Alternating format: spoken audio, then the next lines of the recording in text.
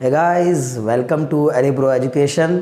चलिए आज की अपनी इस वीडियो में हम लोग इलेक्ट्रोस्टैटिक पोटेंशियल के कुछ क्वेश्चंस देखेंगे जो कि काफ़ी ज़्यादा इंपॉर्टेंट होने वाले हैं आपके आने वाले टर्म 1 और जेई मेंस और नीट के एग्ज़ाम्स के लिए, या जो भी एग्ज़ाम की प्रिपरेशन आप कर रहे हैं और फिज़िक्स में आपकी रुचि है तो आपके लिए ये न्यूमेरिकल्स और ये एमसीक्यूज़ बहुत ही ज़्यादा इंपॉर्टेंट होने वाले हैं।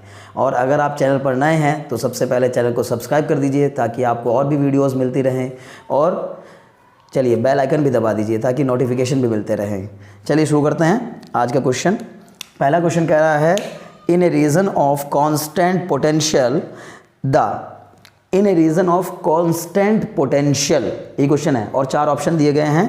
The electric field is uniform, the electric field is zero, the electric field shall necessarily changes if a charge is placed outside the region and D दिया है none of these। देखिए बहुत ही simple सी कहानी है, अगर आप जरा सा भी ध्यान से चीज़ें पढ़े हैं और आपने थ्योरी तैयार किया है तो आपको ये क्वेश्चन बड़ा आसान लगेगा। इसमें कहा गया इन a region of constant potential, मतलब कोई ऐसा रीज़न है, या मान लीजिए कि ये पूरा का पूरा जो रीज़न है ये एक कांस्टेंट पोटेंशियल का रीज़न है, यानी यहाँ पर V की जो वैल्यू है वो कांस्टेंट है। तो बताइए यहाँ पर इलेक्ट्रिक फील्ड की वैल्यू कितनी होगी। तो आप खुद ही बताओ, आपने जाना होगा कि इलेक्ट्रिक फील्ड और इलेक्ट्रिक पोटेंशियल में एक रिलेशन होता है E बराबर माइनस dV/dr, यानी इलेक्ट्रिक फील्ड जो होता है वो इलेक्ट्रिक पोटेंशियल ग्रेडियंट के नेगेटिव टाइम्स होता है, ठीक है ना। तो इसका मतलब अगर हम यहाँ पर ये फॉर्मूला लगा दें तो माइनस d/dr ऑफ कॉन्स्टेंट, यानी पोटेंशियल को हम कॉन्स्टेंट रखेंगे तो कॉन्स्टेंट का डिफ्रेंशिएशन 0 होता है, इसलिए आपका इलेक्ट्रिक फील्ड भी क्या हो जाएगी, 0 हो जाएगी। तो इसमें बी पार्ट दिया हुआ है द इलेक्ट्रिक फील्ड इज 0, इसका मतलब B part is the right answer. चलिए नेक्स्ट क्वेश्चन की तरफ बढ़ते हैं। नेक्स्ट क्वेश्चन कह रहा है a cube of a metal is given a positive charge capital Q for this system which of the following statement is true. मतलब हमने किसी एक मेटेलिक क्यूब को एक पॉजिटिव चार्ज कैपिटल Q दे दिया है, यानी एक कोई क्यूब है, क्यूबिकल शेप का कोई एक आपने मेटेलिक शेल बनाई है और उसको कैपिटल Q चार्ज दे दिया है। For this system which of the following statement is true, इस सिस्टम के लिए कौन सा स्टेटमेंट ट्रू है। चलिए एक एक स्टेटमेंट को हम लोग चेक करते हैं कि कौन सा ट्रू है कौन सा फॉल्स है। तो पहले में कहा गया the electric potential at the surface of the cube is 0। नहीं, अगर आपने किसी क्यूब या किसी भी शेल को, चाहे वो स्फेरिकल शेल हो, चाहे वो क्यूबिकल शेल हो, चाहे वो क्यूबॉइडल शेल हो, अगर आपने उसको कोई चार्ज दिया है और उसके सरफेस पर कोई चार्ज लाई कर रहा है तो उसके सरफेस पर या उसके इनसाइड इलेक्ट्रिक पोटेंशियल 0 नहीं होता है। इलेक्ट्रिक पोटेंशियल स्पेशली बात चल रही है इलेक्ट्रिक पोटेंशियल की, तो इलेक्ट्रिक पोटेंशियल 0 नहीं होता है। इसका मतलब फर्स्ट ऑप्शन तो गलत हो गया। दूसरे ऑप्शन पे आते हैं the electric potential with in the cube is 0। मैंने अभी आपको बताया कि ना सरफेस पर इलेक्ट्रिक पोटेंशियल 0 होता है ना इनसाइड 0 होता है। इसका मतलब इनसाइड यानी सेंटर से लेकर और सरफेस तक कांस्टेंट इलेक्ट्रिक पोटेंशियल होता है। जब हम किसी शेल को चार्ज देते हैं, जैसे मान लीजिए यही कोई शेल है स्फेरिकल शेल, अगर हम इसको पॉजिटिव चार्ज दे देते हैं तो इसके पॉजिटिव चार्ज के कारण इसके सेंटर से लेकर इसके सरफेस तक इलेक्ट्रिक पोटेंशियल की वैल्यू जो है वो कांस्टेंट रहेगी, ठीक है। और जो कि कितने के इक्वल होगी 1/4 pi epsilon not Q upon R के इक्वल होगी। अगर ये रेडियस कितनी है आपकी R है तो वो वैल्यू कितनी होगी 1/4 pi epsilon not Q upon R के इक्वल होगी। खैर, तो दूसरा ऑप्शन भी गलत हो गया क्योंकि उसने कहा कि विद इन द क्यूब जो है वो 0 हो जाएगा, और वैसे इसने क्यूब दे रखा था, मैंने स्फेरिकल लेकर आया, उससे कोई फर्क नहीं पड़ता। क्यूब में भी यही कहानी अप्लाई होगी, ठीक है ना। अगर आपने इस क्यूब को चार्ज दे दिया तो इसके साथ भी वही बात अप्लाई होने वाली है। तो सेकंड पार्ट भी गलत हो गया। थर्ड पार्ट की तरफ चलते हैं। इसने कहा electric field is normal to the surface of cube, यानी जो इलेक्ट्रिक फील्ड होगी वो सरफेस ऑफ क्यूब के नॉर्मल होगी। नॉर्मल, ये सही बात है क्योंकि हमने क्यूब को जो है पॉजिटिव चार्ज दिया, तो आप जानते हैं कि पॉजिटिव चार्ज पार्टिकल से निकलने वाली इलेक्ट्रिक फील्ड लाइंस हमेशा आउटवर्ड होती हैं और जिस सरफेस को वो क्रॉस कर रही होती हैं हमेशा उस सरफेस के नॉर्मली बाहर निकलती है, यानी कि क्रॉस करती हैं उनको नॉर्मली। तो जो चार्ज पार्टिकल उसमें रखा होगा तो वहाँ से निकलने वाली जो इलेक्ट्रिक फील्ड लाइंस होंगी वो सरफेस को क्या कर रही होंगी, क्यूब के सरफेस को नॉर्मली क्रॉस कर रही होंगी। इसका मतलब C part is the right answer. But एक बार डी को भी चेक कर लेते हैं। तो डी में कहा गया the electric field varies with in the cube, अंदर क्यूब के अंदर इलेक्ट्रिक फील्ड जो है वो वेरी करेगी। नहीं, ऐसा नहीं है। इलेक्ट्रिक पोटेंशियल जो है वो आपका कांस्टेंट रहता है क्यूबिकल शेल के अंदर या किसी भी स्फेरिकल शेल के अंदर, लेकिन किसी स्फेरिकल शेल के अंदर इलेक्ट्रिक फील्ड की इंटेंसिटी 0 होती है, इलेक्ट्रिक फील्ड 0 होती है। तो इसने कहा कि वेरी करेगी, यानी 0 नहीं होगी बल्कि वेरी करेगी। तो इसका मतलब डी पार्ट भी गलत हो गया। और हमसे उसने पूछा था कि इनमें से कौन सा इस बात के लिए ट्रू है, तो आपने पाया कि पहला, दूसरा और चौथा ऑप्शन गलत हो गया। तो C part is the right answer. जो उम्मीद है समझ में आ गया होगा। नेक्स्ट क्वेश्चन देखिए। नेक्स्ट क्वेश्चन की तरफ हम लोग बढ़े तो उसमें कहा गया the electric potential inside the conducting sphere, किसी एक कंडक्टिंग स्फीयर के अंदर इलेक्ट्रिक पोटेंशियल की जो वैल्यू होती है उसके बारे में चर्चा और 4 ऑप्शन दिए हुए हैं।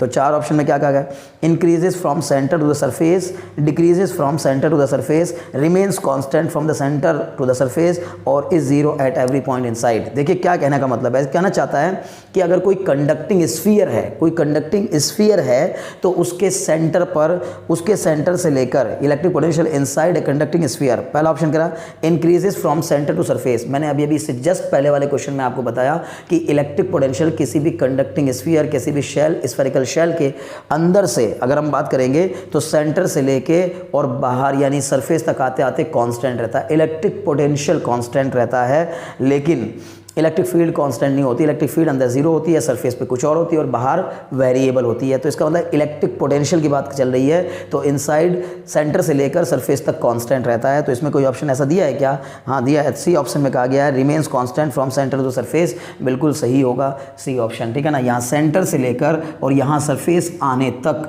इसका जो इलेक्ट्रिक पोटेंशियल है वो कांस्टेंट रहेगा और सरफेस के बाहर अगर आप जाने लगेंगे तो फिर डिस्टेंस के बढ़ने के साथ साथ इलेक्ट्रिक पोटेंशियल की वैल्यू कम होने लगेगी यानी घटने लगेगी, डिक्रीज होने लगेगी। मुझे उम्मीद है एक बात समझ में आ गई होगी।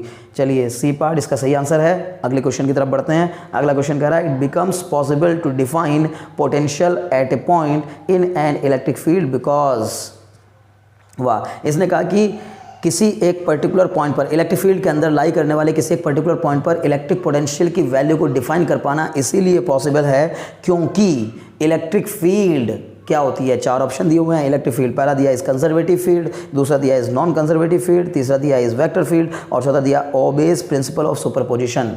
देखिए जो इलेक्ट्रिक फील्ड होती है वो एक कंजर्वेटिव फील्ड होती है, ठीक है ना। Electric field as a conservative field. क्या मतलब होता है कंजर्वेटिव फील्ड का?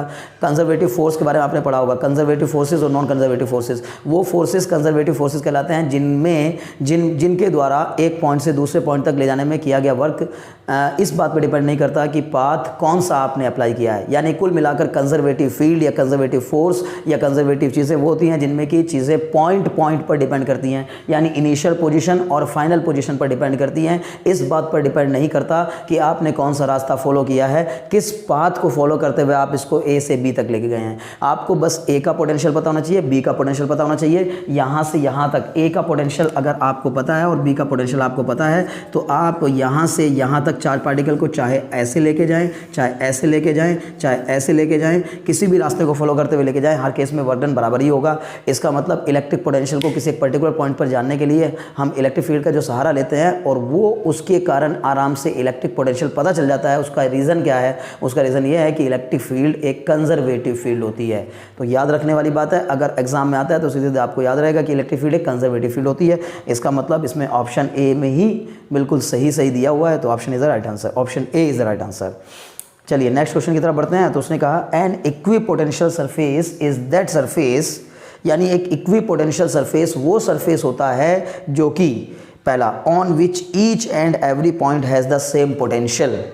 तो वैसे ही समझ में आ गया इक्वी पोटेंशियल सरफेस, वैसे भी आपने पढ़ा हुआ होगा, बहुत इंपॉर्टेंट टॉपिक है इक्वी पोटेंशियल सरफेस। तो इक्वी पोटेंशियल सरफेस वो सरफेसेस होते हैं जिनके हर एक पॉइंट पर पोटेंशियल बराबर होता है। यानी अगर मैं इसी की बात करूं तो ये स्फेरिकल शेल भी एक इक्वी पोटेंशियल सरफेस की तरह से बिहेव करेगी। और अगर आपने कोई चार्ज पार्टिकल यहाँ रख दिया और इस चार्ज पार्टिकल के चारों तरफ एक स्फीयर बनाया तो उस स्फीयर की इस पॉइंट से क्योंकि हर बार डिस्टेंस बराबर रहेगी तो इसका मतलब है कि उसके हर एक पॉइंट का पोटेंशियल यानी यहाँ हर पॉइंट का पोटेंशियल सेम रहेगा, इसीलिए उसको इक्वी पोटेंशियल सरफेस कहा जाता है। तो इसमें पहले ही ऑप्शन में दिया गया है कि इक्वी पोटेंशियल सरफेस वो सरफेस होते हैं जिन पर कि हर एक पॉइंट का जो पोटेंशियल होता है वो सेम होता है। तो पहला ही ऑप्शन देखते समझ में आ गया कि पहला ही सही है। बाकी 3 आप नहीं भी पढ़ेंगे चलेगा, लेकिन फिर भी पढ़ लेना चाहिए क्योंकि उससे और भी चीज़ें समझ में आ जाती हैं। अभी पढ़ाई करते समय तो कम से कम पढ़िए, लेकिन जब आप एग्जाम में हो, एग्जाम हॉल में बैठे हो और वहाँ पर आपको पहला ऑप्शन बिल्कुल अप्रोप्रिएट मिल गया हो, एग्जैक्ट पता हो, तो फिर आपको बाकी 3 पढ़ के अपना टाइम वेस्ट करने की जरूरत नहीं है। आप बाकी 3 को पढ़ने की जरूरत नहीं, लेकिन अभी फिलहाल पढ़ लेते हैं ताकि आपको चले।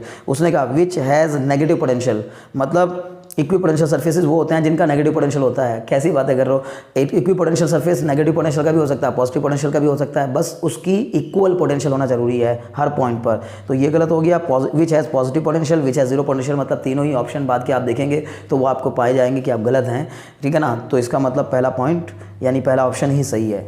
ओके चलिए नेक्स्ट क्वेश्चन की तरफ बढ़ते हैं। उसमें कहा गया if a unit positive charge is taken from one point to another over an equipotential surface, जब हम किसी एक इक्विपोटेंशियल सरफेस पर एक पॉइंट चार्ज को एक जगह से दूसरी जगह लेके जाते हैं तो वर्क डन जो होता है वो उसके बारे में बातें कर रहा है, ठीक है ना। यानी जब हम एक इक्विपोटेंशियल सरफेस पर एक पॉइंट चार्ज को, यूनिट पॉजिटिव चार्ज को एक जगह से दूसरी जगह लेके जाते हैं तो क्या होता है। तो ऑप्शन ए में दिया गया work is done on the charge, work is done by the charge, work done is constant, no work is done. अरे आप समझदार होंगे, आप जानते होंगे W बराबर हमारा क्या होता है, W equal to Q into VA minus VB या VB माइनस VA, जो भी सूटेबल सिचुएशन होती है उसके अकॉर्डिंग।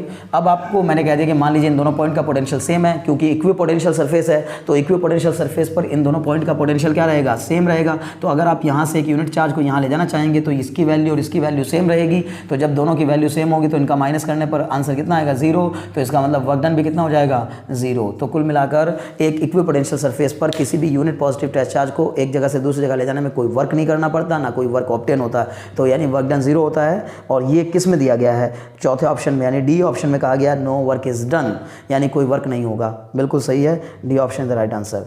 नेक्स्ट क्वेश्चन की तरफ बढ़ते हैं। उसमें कहा गया है the positive terminal of 12 volt battery is connected to the ground. अगर हमने 12 वोल्ट की एक बैटरी का पॉजिटिव टर्मिनल ग्राउंड से कनेक्ट कर दिया तो नेगेटिव टर्मिनल का पोटेंशियल कितना हो जाएगा। ऑप्शन में दिया गया -6 वोल्ट प्लस 12 वोल्ट, 0 और -12 वोल्ट। देखिए जब हम लोग किसी बैटरी के नेगेटिव टर्मिनल की अर्थिंग करते हैं तो उस बैटरी के पॉजिटिव टर्मिनल का पोटेंशियल उतना ही होता है जितना उस बैटरी का पोटेंशियल होता है। तो इसने कहा था कि 12 वोल्ट की बैटरी है तो इसका पॉजिटिव टर्मिनल जो है 12 वोल्ट की बैटरी का, अगर हम नेगेटिव टर्मिनल कनेक्ट करते तो जो उसका पॉजिटिव टर्मिनल था या तो वो उस बैटरी के पोटेंशियल के बराबर ही पोटेंशियल रखता, यानी +12 वोल्ट रखता। लेकिन हमने क्या किया है, हमने पॉजिटिव टर्मिनल को अर्थिंग दे दी, तो जब पॉजिटिव टर्मिनल की अर्थिंग कर देंगे तो पॉजिटिव चार्ज अर्थ हो जाएगा। अब जो आपका नेगेटिव टर्मिनल है उसका पोटेंशियल -12 वोल्ट हो जाएगा। तो इसका मतलब अगर आप 12 वोल्ट की बैटरी के नेगेटिव टर्मिनल की अर्थिंग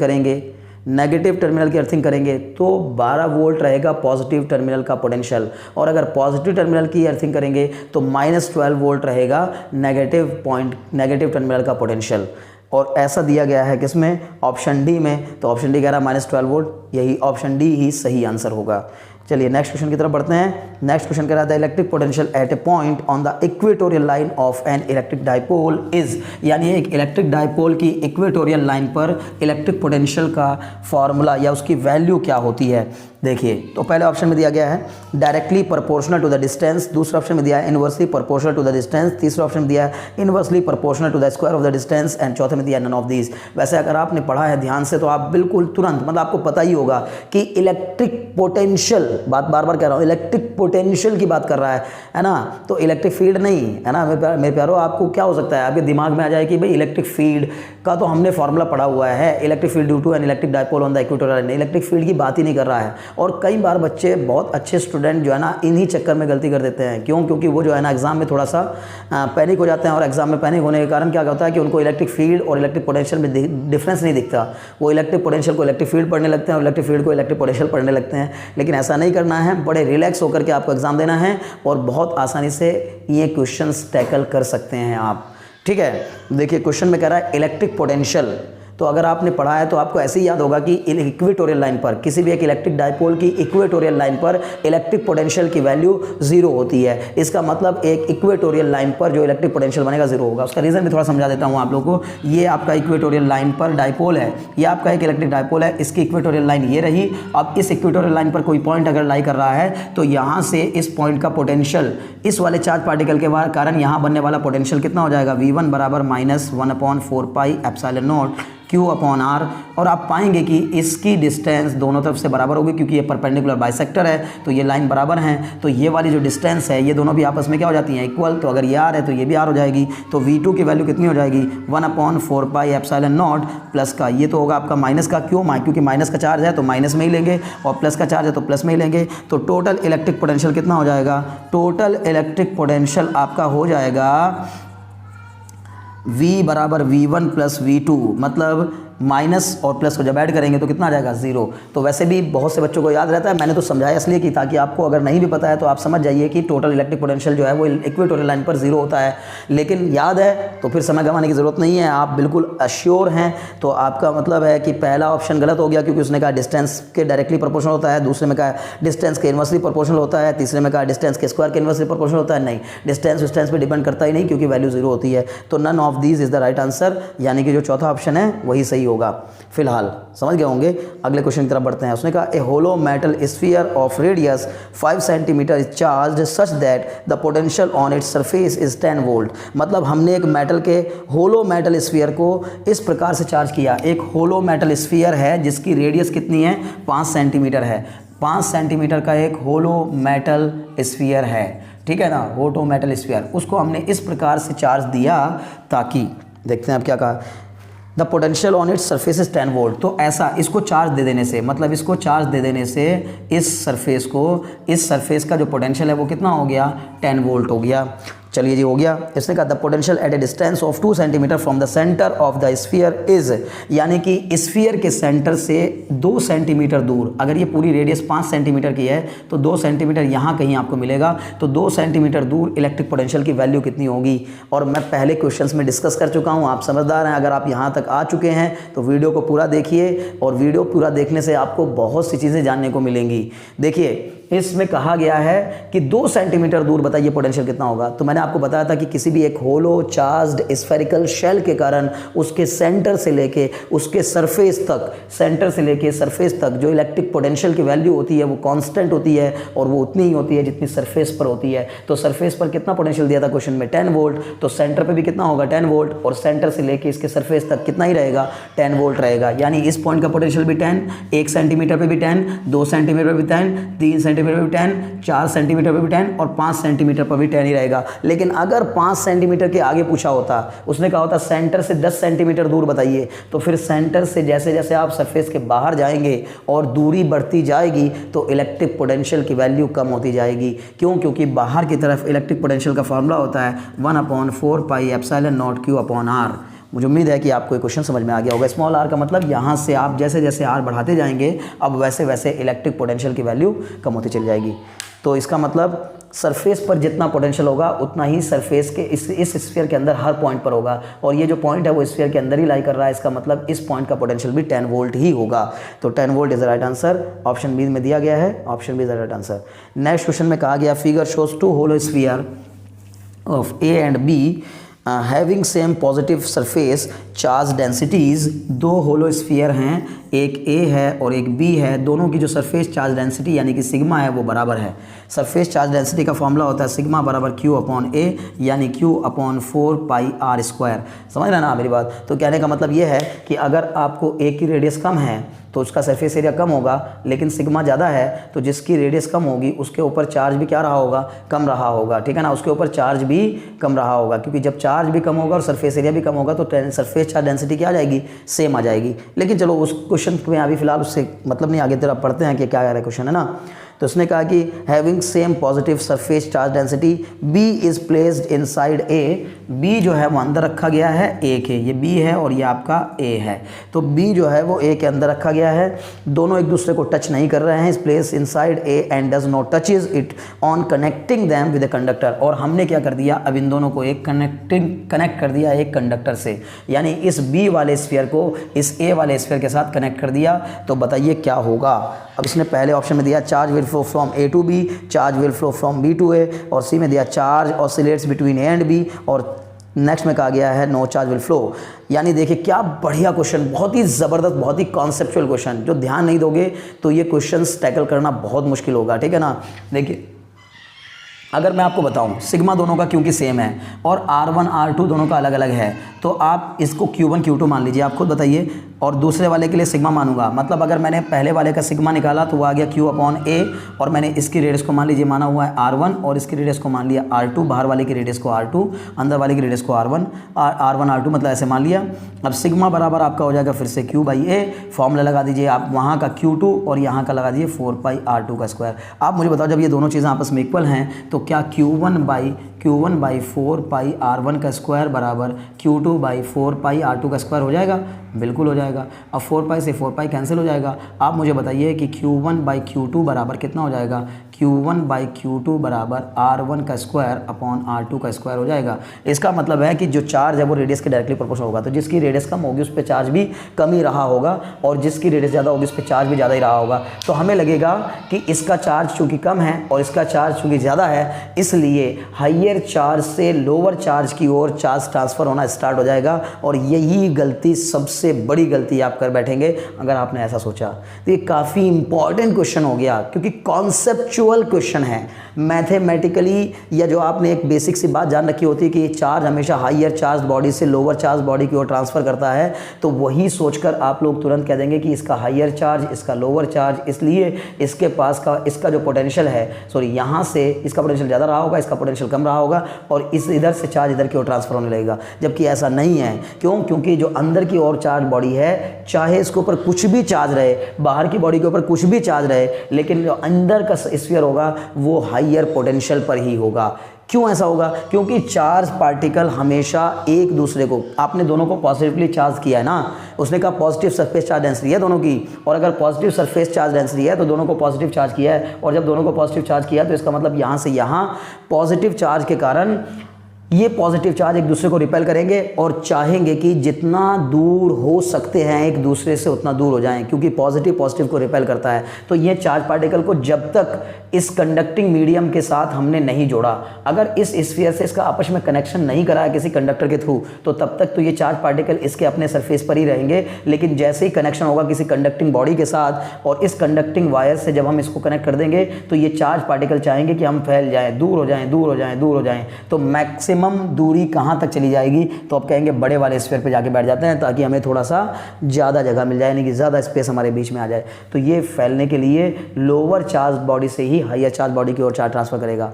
आज के बाद से आपको याद रखना है, अगर इस तरह से कोई दो स्फीयर एक दूसरे के साथ कनेक्ट किए गए हों, तो अंदर वाला स्फीयर चाहे छोटा हो बड़ा हो, उस पर चार्ज ज़्यादा हो कम हो, उससे कोई मतलब नहीं है, वो हमेशा हाइयर पोटेंशियल पर ही होता है। और बाहर वाला जो स्फीयर होता है वो लोअर पोटेंशियल पे होता है, और चार्ज हमेशा higher potential to lower potential flow करता है। तो इसका मतलब इसके ओर से चार्ज का फ्लो इसकी ओर होने लगेगा, और वो तब तक होता रहेगा जब तक कि इसका पूरा पूरा चार्ज जीरो ना हो जाए। जब तक बी वाले का, यानी जो अंदर स्फीयर है, इसका नेट चार्ज जीरो ना हो जाए, तब तक चार्ज ट्रांसफर होता रहेगा। जब इसका सारा चार्ज ट्रांसफर होकर के इसके पास आ जाएगा, तो अब इसके अंदर, इस स्फीयर के अंदर हर पॉइंट पर इलेक्ट्रिक पोटेंशियल की वैल्यू सेम हो जाएगी, और वो कांस्टेंट रहेगी अंदर अंदर।